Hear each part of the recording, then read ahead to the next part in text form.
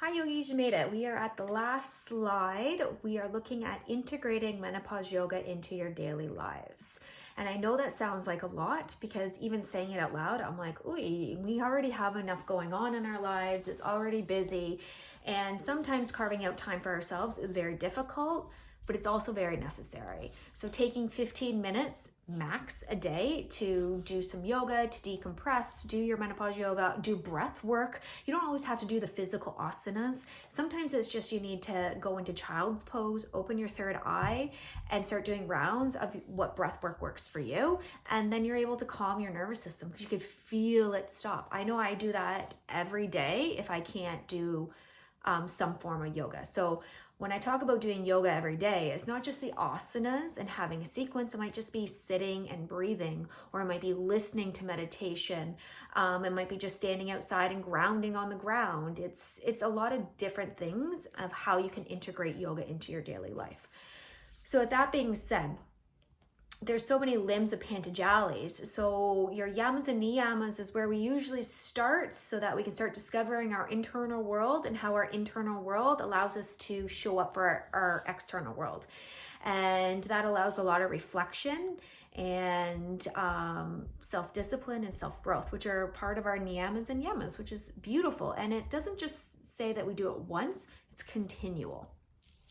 Then you might want to work with your asanas or your postures and just have one posture, your breath work, closing down your senses, going to concentration and your meditative state, and then getting to your enlightenment or your self-awareness, your right there, present-minded being.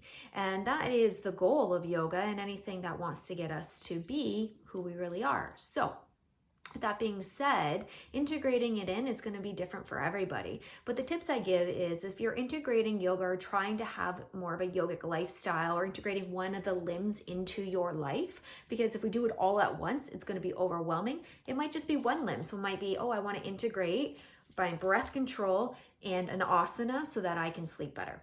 So my suggestion would be that in your bed, you do legs up the wall, and you do the type of breath work you want, eyes closed, and allow yourself to relax and see how that goes. And so everyone's probably thinking, well, that sounds easy. Yes, it does, until you get too tired and you just want to go into bed. So the visual piece to help with the accountability of solidifying a new behavior is using your senses. So you might have a calendar where you X off or circle or whatever you need, saying that you did it. And then when you go past a day, you don't do it one day, you have to circle it and then go back to the beginning. When you do that for 21 days straight without not missing it, it becomes a habit.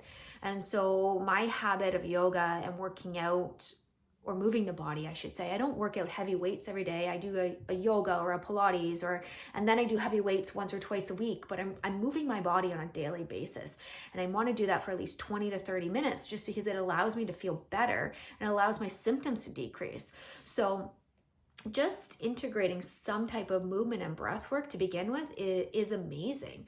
Another one might be integrating it in when you wake up in the middle of the night and your mind is racing. Sometimes just integrating the breath and allowing the body to go back down to relaxation is all we need. Whatever works for you. Choose what works for you, but then use a visual or an alarm or something that will signal some of your other senses saying, hey, you missed a day, or congratulations, you did it again. It's day 5 in a row. We will have hiccups, and that's okay. Life happens. Be gentle on yourself. Walk through the fire. And I say that, and people are like, oh, that's scary. It is, but it's okay. I mean, we make mistakes as humans, or we mess things up. That's okay. Just learn from it and move forward. So all I can say is try to integrate it as much as you can in your life. Choose the limb that you want to work on and what works for you, because you have to make it emotionally connected to you. You don't want to overwhelm yourself. You want to take the tidbits that are like, oh, that resonates with me. Bring that into your life. Integrate that piece in and go from there.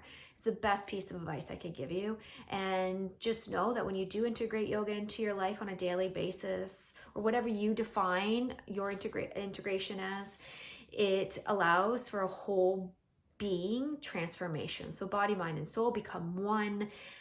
and you become more aware, and you can feel that within your body. You can feel the menopause symptoms decrease. You can feel the mind things going. You can feel a lot of things, and it's a wonderful tool.